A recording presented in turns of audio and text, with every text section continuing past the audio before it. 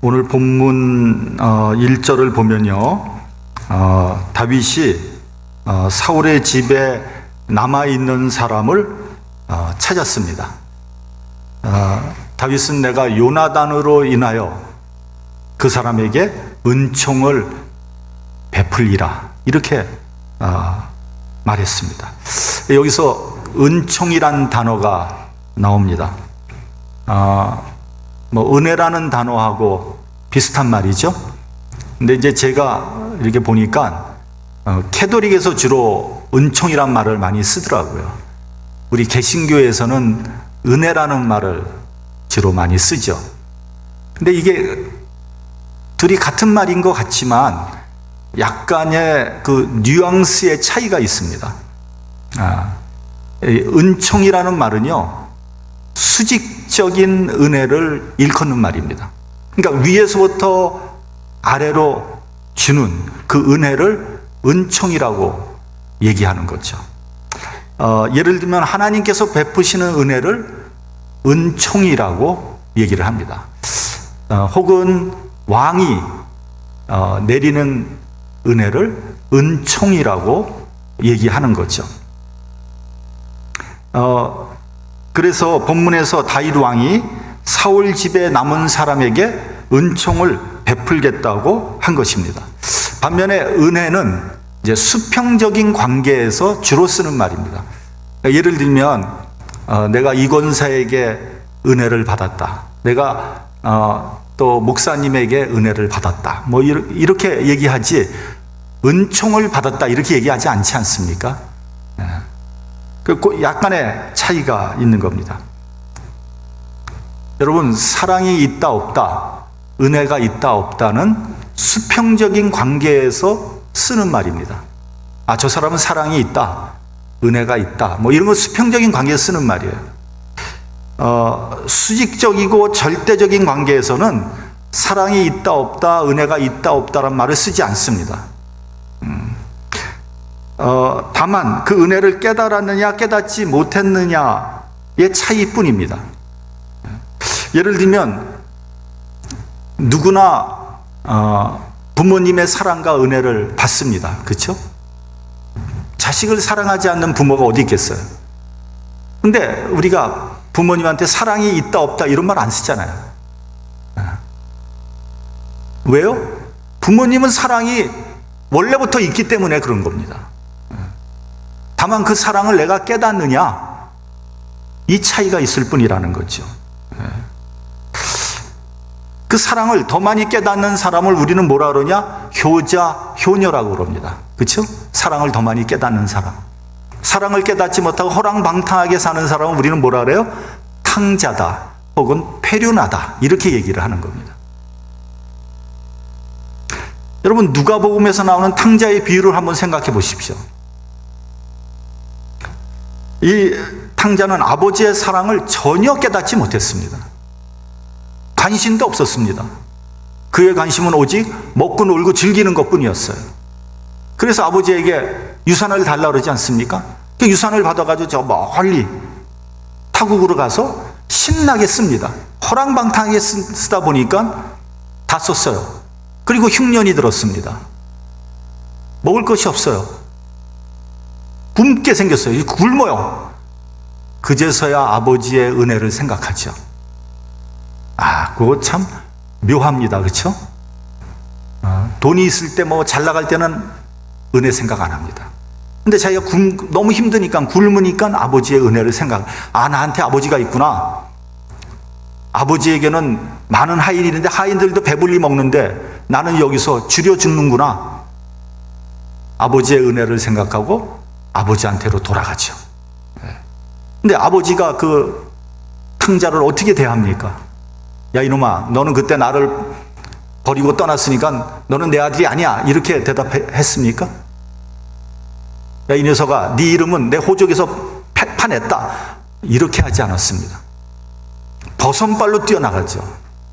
그리고 새 옷을 입히고 가락지 끼우고 새신 신기고 송아지를 잡아서 잔치를 벌입니다.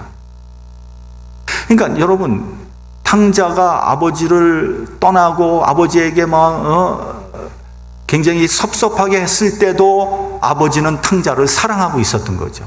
다만 이 탕자는 느끼지 못했던 것뿐이죠. 탕자가 돌아오기만을 손꼽아서 기다렸죠. 저는 이 누가복음의 탕자의 비유가 하나님 아버지의 마음을 성경에서 가장 잘 표현했다. 전 그렇게 생각을 합니다. 가장 잘 표현한 예화다. 여러분이 하나님에 대해서 더 알고 싶으면, 하나님의 은혜에 대해서 더 깊이 은혜를 받고 싶으면 이 탕자의 비유를 자꾸만 묵상해 보십시오. 하나님은 이미 우리에게 무한한 사랑과 은총을 주셨습니다. 생각해 보십시오. 우리의 죄를 위해서 당신의 독생자를 십자가에 못 박으셨습니다. 이보다 더 큰 사랑이 어디 있겠습니까? 다만 우리가 그 사랑을 받아들이지 못하고 깨닫지 못하고 있을 뿐입니다. 그러면 왜 그 은혜를 깨닫지 못하는 것일까요? 왜 하나님의 은혜를 내가 깨닫지 못하는 것일까요? 교만과 불신 때문에 그런 겁니다. 여러분, 교만과 불신은요, 다른 뜻이 아닙니다. 그것은 마치 일란성 쌍둥이와 같이 같은 뜻이에요.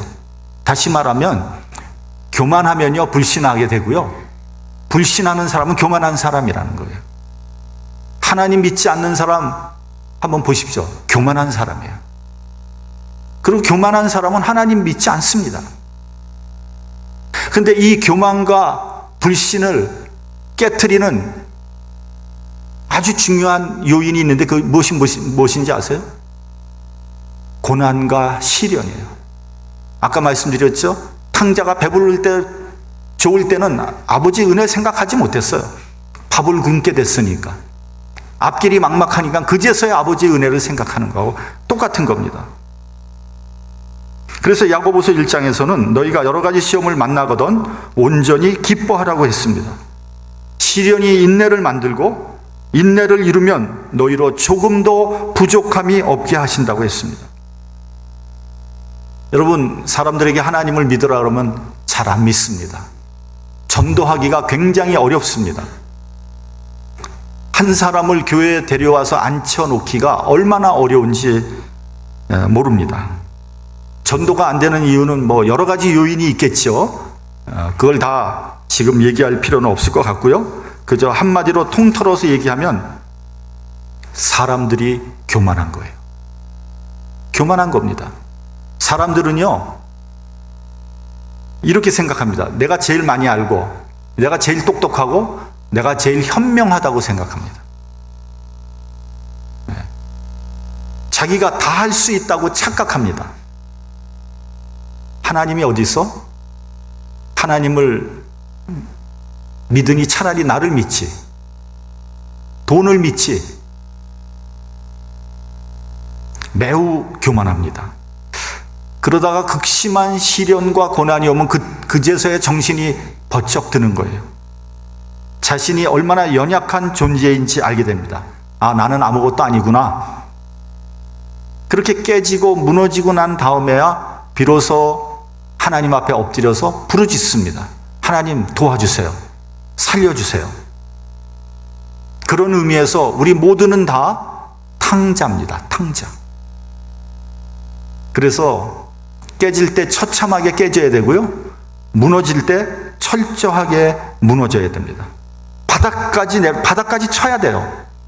어설프게 깨지면요 나중에 자기 자아가 또 나오거든요. 자기 교만이 또 나오거든요.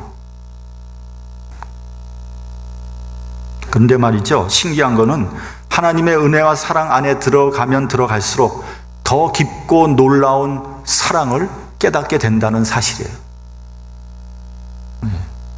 은혜를 깨달으면 깨달을수록 더 깊은 은혜에 들어가게 되고요, 감사하면 감사할수록 더 큰 감사의 제목이 생기게 되는 거예요.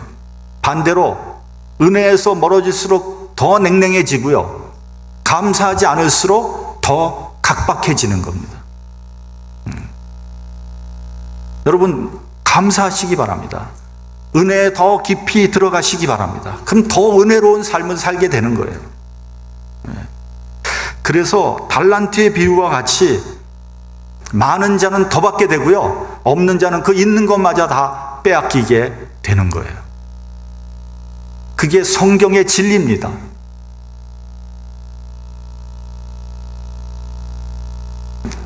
아리스토텔레스가요, 인간은 사회적인 동물이라는 말을 했습니다. 여러분, 이게 무슨 말입니까? 모든 인간은 관계성을 갖고 살아간다는 말입니다.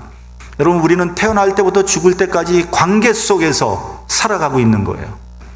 이것을 동양적인 말로 바꾸면은 인연이라고 바꿀 수 있습니다. 우린 인연을 맺고 살아가고 있지 않습니까? 인연. 여러분, 우리가 이 맺은 인연을 소중하게 생각할 줄 알아야 됩니다. 이거 굉장히 중요한 겁니다. 제가 여기서 우리 집사님하고 인연이 맺어진 거 아니에요. 네? 이걸 소중하게 생각할 줄 알아야 돼요. 인연을 소중하게 여길 때 우리의 관계가 더 깊어지고요, 사랑의 관계로 발전하게 되는 거죠. 반대로 인연을 소홀히 할 때 관계가 서먹서먹해지고요, 미워지고요, 심지어는 원수의 관계까지 가는 거예요. 근데 말이죠, 이 두 개의 관계가 사실은 종이장 한 장 차이예요. 큰 차이가 나는 게 아니에요.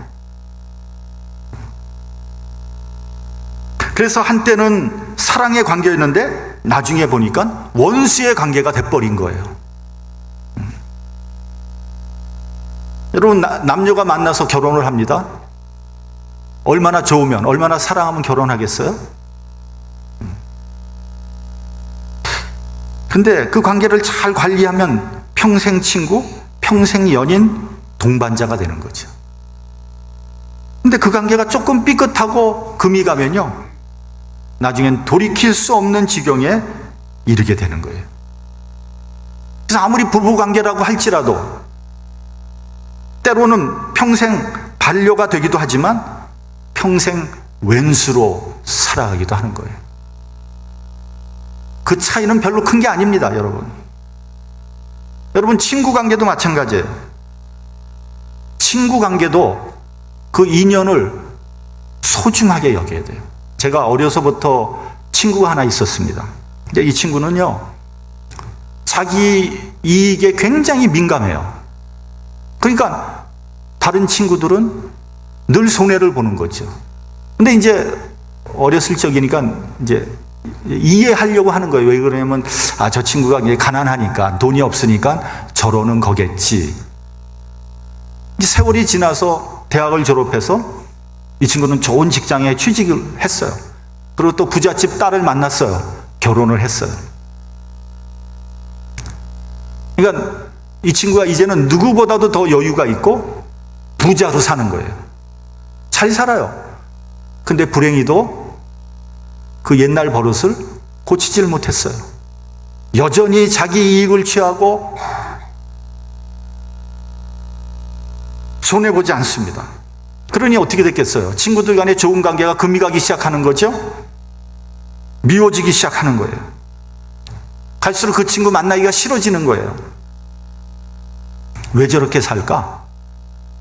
이제는 충분히 베풀 수 있는 그런 입장인데 왜 계속 저렇게 치사하게 굴까? 만나기 싫은 거죠. 그래서 이제는 연락이 안 돼요. 연락이 끊기고 말았어요. 근데 전번에 어떻게 연락이 됐어요. 근데 제가 연락을 하지 않았어요. 왜 그렇게 된 겁니까? 인연을 소중하게 여기지 않은 거예요.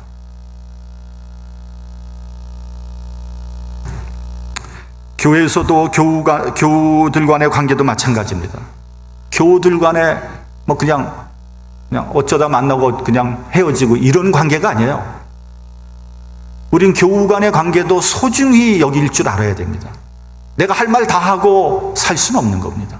내가 다소 좀 손해보고 상대방을 배려할 줄 알아야 되는 거예요. 그게 신앙생활 잘하는 거 아닙니까? 말을 할 때도 상대방을 공격하는 말이나 상대방을 험담하는 말이나 상대방이 들으면 듣기 싫은 것 삼가해야 되는 거예요.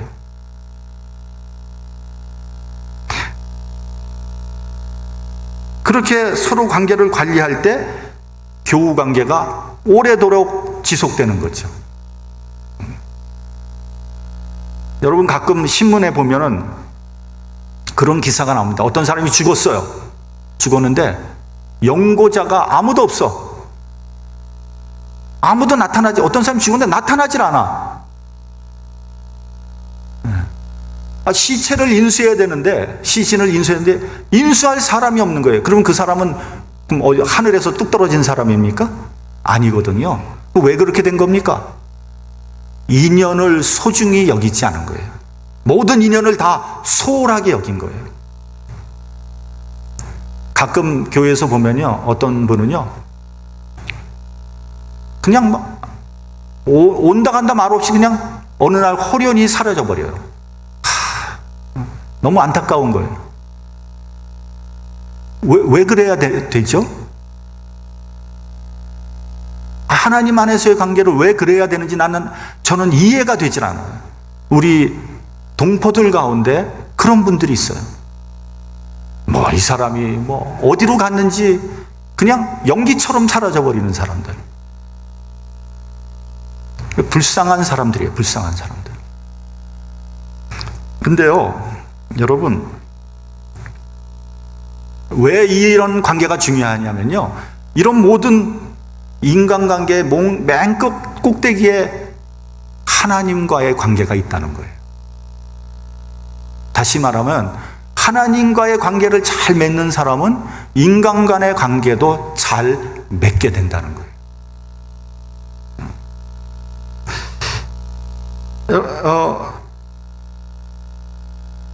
예를 한번 들어보죠. 어떤 사람이 하나님 잘 믿는 것 같아요. 성령 충만해. 근데 인간관계가 별로 안 좋아. 이게 문제가 되는 거예요, 이 문제가. 어떤 하나님 잘 믿는다고 하는 사람이 기업을 합니다, 기업의 사장이에요. 기업을 운영해요. 근데 그 악덕 기업이네, 악덕 기업인. 종업원들 착취하고 고요를 짜고 말이죠. 월급도 그냥 줄이고. 여러분, 이게 말이 된다고 생각합니까? 이게 말이 되는 얘기입니까? 그런 말은 성립되지 않습니다. 이 사람은 애초에 하나님을 잘 믿는 사람이 아니에요. 하나님을 잘 믿는 사람이라면 그렇게 할 수 없는 거예요. 근데 이런 사람도 있어요. 반대로 인간관계가 굉장히 좋아요. 너도 좋고 나도 좋고 저 사람은 좋은 사람인데 하나님에게는 소홀해요. 그런 사람 많이 있지 않습니까? 우리 주변에? 그것도 안 돼요. 왜냐면 그렇게 쌓은 인간관계는요, 모래 위에 쌓은 성과 같은 거예요. 하나님을 소홀히 하는 인간관계는 결국 무너지게 마련입니다. 그러니까 여러분, 하나님 안에서의 관계가 중요한 거예요. 여러분, 부부간에도 하나님 안에서의 관계를 잘 맺어야 되는 거예요. 그래야 그 부부관계가 정말 아름답고 멋있는 거죠. 아까 말씀드렸죠? 부부관계도 종이장 한 장 차이거든요. 삐끗하면 원수 되는 거예요, 잘못하면. 그것을 하나님 안에서 관계를 맺을 때 그 관계가 오래도록 지속되고 동반자가 되는 거 아니겠습니까? 하나님께서 나를 위해서 독생자까지 주셨습니다. 아낌없이 다 주셨어요. 그렇다면 그렇게 주신 하나님에 대해서 나는 어떻게 해야 됩니까? 어떤 관계를 맺어야 됩니까? 받아먹기만 하고 모른 채 하면 되겠습니까? 복은 달라고 떼를 쓰면서 나는 희생하지 않고 헌신하지 않으면 되겠습니까?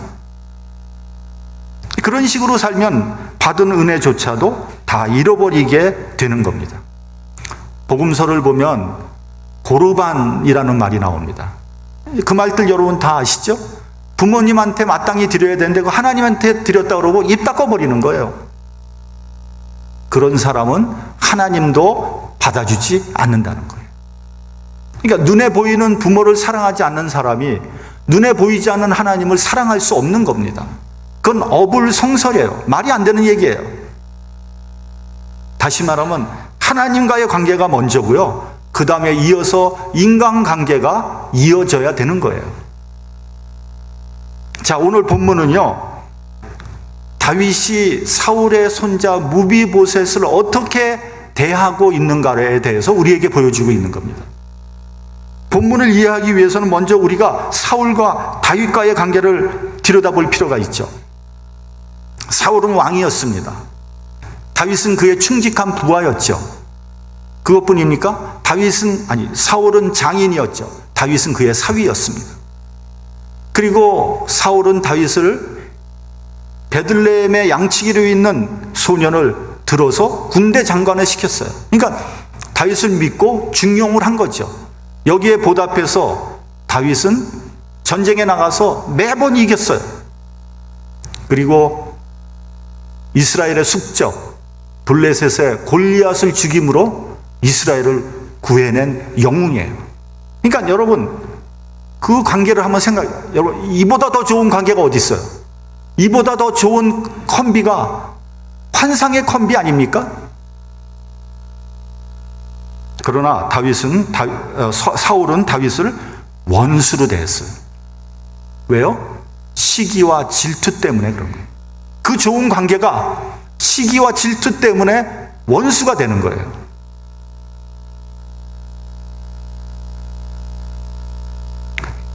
다윗의 인기가 점점 높아지니까 불안한 거예요. 사울이 이렇게 말합니다. 다윗이 차지할 것이 왕위 뵙기 더 있겠는가? 이 정도 되면 곤란하죠. 그래서 사울은 다윗을 향해서 창을 던집니다. 2번을 던져요. 근데 하나님의 도움으로 가까스로 살아나죠. 근데 이럴 수는 없는 거죠. 근데 여러분, 사울과 다윗이 원수 사이가 되었지만 사울의 아들인 요나단과 다윗은 둘도 없는 친구 사이였죠. 동양에 관포지교가 있었다면 성경에는 다윗과 요나단의 우정이 있었습니다.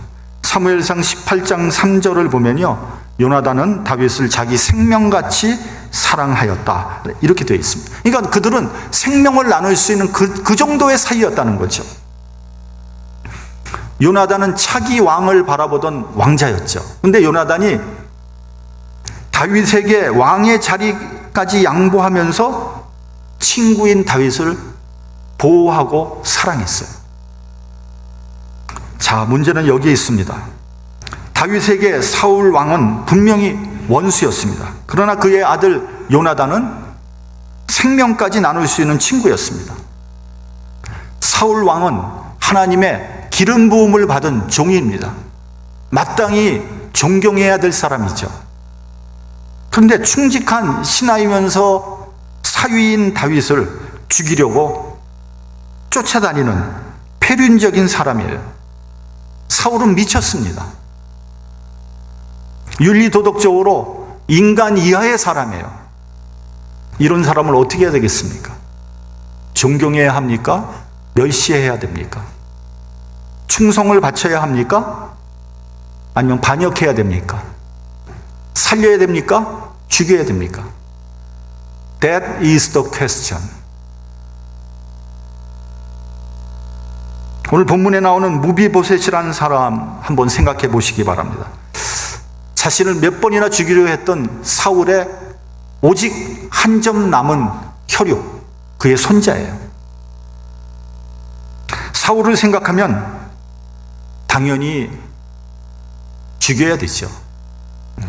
그러나 생명을 나누었던 친구 요나단의 아들입니다. 무비보셋을 어떻게 해야 합니까? 원수로 대해야 합니까? 아니면 친구의 아들로 대해야 됩니까? 여러분, 우리가 살다 보면 이제 이런 경우들이 종종 있습니다. 예를 들면 내 돈을 떼어먹고 도망간 친구가 있습니다. 이 친구 때문에 진짜 죽을 고생을 하는 거예요. 이제 겨우 어느 정도 회복돼서 살만한데 어느 날 그 친구가 상거지가 되어서 나타나서 도와달라고 합니다. 도와달라고 간청을 하는 거예요. 이 사람을 죽여야 됩니까? 살려야 됩니까? 저 인간 때문에 생고생을 한 생각을 하면 가차없이 내쳐야 되죠. 그러나 상거지꼴이 되어서 도움을 요청하는 것을 보면 불쌍하기도 하죠. 그런 사람에게 너 마침 잘 만났다. 너 같은 인간은 아주 그냥 지질이 고생하다가 돼져야 돼. 이렇게 저주를 해야 되겠습니까? 다윗은 하나님의 은총 속에서 이 문제를 해결하는 거예요. 여기에 해답이 있는 겁니다. 다윗이 사울을 어떻게 대했습니까? 다윗이 사울을 죽일 수 있는 기회가 여러 번 있었는데 사울 왕을 죽이지 않았습니다. 미웠지만 미워하지 않으려고 노력했어요. 원수였지만 원수로 대하지 않았습니다. 하나님까지도 버린 사울을 끝까지 기름 부은 왕으로 대했습니다.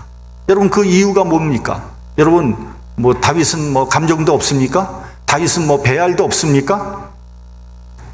다윗이 하나님의 은총을 알았기 때문입니다. 하나님의 은총 속에서 사울과의 관계를 소화했던 것입니다. 하나님이 나를 사랑했기 때문에, 하나님께서 내 죄를 용서해 주셨기 때문에, 하나님께서 나에게 은총을 베푸셨기 때문에 다윗도 사울을 은혜로 대한 겁니다. 하나님께서 나를 은총으로 대했는데 나는 남을 원수로 대한다면 그런 사람을 뭐라 그러겠습니까? 배은망덕한 사람이라고 그러지 않겠습니까? 주기도문에서도 보면 우리가 죄 지은 자를 사하여 준 것 같이 우리 죄를 사하여 주옵시고 라고 되어 있습니다. 여러분, 나는 사람들을 어떤 관점에서 보고 있습니까? 좋은 점에서 봅니까? 아니면 나쁜 점에서 봅니까? 우리가 보통 일반적으로 좋은 점보다는 나쁜 점을 먼저 보죠. 그런 나쁜 버릇이 있습니다. 어떤 사람하고 얘기해 보면요, 이 사람 하는 말은 전부 남의 약점, 남의 나쁜 점만 얘기해요. 좋은 사람 하나도 없어. 어떻게 그렇게 남의 나쁜 점을 잘 보는지 모릅니다. 근데 여러분, 꼭 기억하셔야 됩니다. 나쁜 점을 보기 시작하면요, 나도 그 덫에 걸리고 만다는 사실이에요. 왜냐하면 나도 별로 그렇게 의로운 사람이 아니거든요. 그러므로 여러분, 하나님을 보고 이웃을 보시기 바랍니다. 그리스도의 용서 안에서 다른 사람을 보기 바랍니다. 사울을 생각하면 무비보셋은 당연히 죽여야 되죠. 그러나 요나단을 생각하니까 그를 왕자의 하나로 대합니다. 본문 11절을 보면요, 무비보셋은 왕자 중 하나처럼 왕의 상에서 먹으리라 라고 되어 있습니다. 우리 본문 8절 한번 같이 봉독하겠습니다. 본문 8절. 자, 시작. 저가 절하여 가로되 이 종이 무엇이간데 왕께서 죽은 개 같은 나를 돌아보시나이까. 무비보셋이 다윗에게 이렇게 말합니다. 죽은 개 같은 나를 돌아보시나이까. 여러분, 이게 무슨 말입니까? 내가 은총을 받은 것은 나의 공로나 나의 의가 아니라는 말이죠. 이것은 순전히 왕의 큰 사랑 덕분이라고 고백한 것입니다. 예상치 못한 은총을 베풀어 주신 것을 감사하는 거죠. 여러분, 겸손한 자만이 은총을 은총으로 받아들일 수 있는 겁니다. 여러분, 우리가 하나님의 은혜 받은 것도 마찬가지 아니겠습니까? 내가 하나님의 은혜를 받고 하나님을 알게 된 것은, 하나님으로부터 구원받은 것이 그게 내 덕이겠습니까? 내 의겠습니까? 내가 잘나서 그렇겠어요? 이것은 예상치 못한 은혜입니다. 감히 생각지도 못했는데 예상치 못한 은혜를 받은 거예요. 이와 같이 겸손히 하나님 은총을 받아야 되는 거죠. 호르몬이와 외아들이 살고 있었습니다. 호르몬이는 생선 장수를 하면서 외아들을 공부시켰습니다. 아들은 생선 장수를 하는 어머니가 몹시 창피했습니다. 그리고 어머니에게서 나는 생선 비린내가 너무 싫었습니다. 혹시 내 몸에서도 생선 비린내가 나지 않을까 걱정했습니다. 그러던 어느 날 여자친구와 같이 길을 가는데 함지박을 이고 오는 어머니를 정면으로 마주치게 됐습니다. 어머니는 반가워서 아는 척을 막 하시려고 하는데 아들은 어머니를 외면했습니다. 모른 척 했습니다. 여자친구가 물어봅니다. 아는 사람이야? 아니, 모르는 사람이야. 아들은 집에 돌아와서 자기 자신을 생각하며 울었습니다. 어머니에게 너무 죄송했습니다.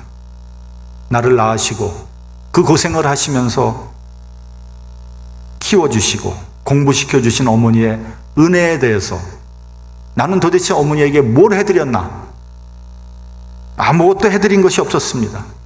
오히려 어머니의 마음을 아프게 한 것밖에는 없었습니다. 어머니를 부끄러워한 자신이 너무 부끄러웠습니다. 생각해 보니까 어머니는 부끄러운 분이 아니라 훌륭한 분이었어요. 어머니의 은혜가 아니라면 지금의 자신은 존재할 수 없다는 것을 깨달았습니다. 그리고 아들은 어머니 앞에 무릎을 꿇었습니다. 어머니를 부끄러워한 것에 대해서 용서를 빌고 어머니의 은혜에 감사했습니다. 그 이후부터 이 아들은 어머니가 생선장수라는 것을 꺼리낌 없이 말할 수 있게 되었습니다. 여러분, 이것이 은총을 깨닫는 마음이에요. 은총으로 보는 사람은 모든 것을 은총으로 보는 것입니다. 반대로 모든 것을 삐뚤어지게 보는 사람은 매사를 삐뚤어지게 보는 거예요.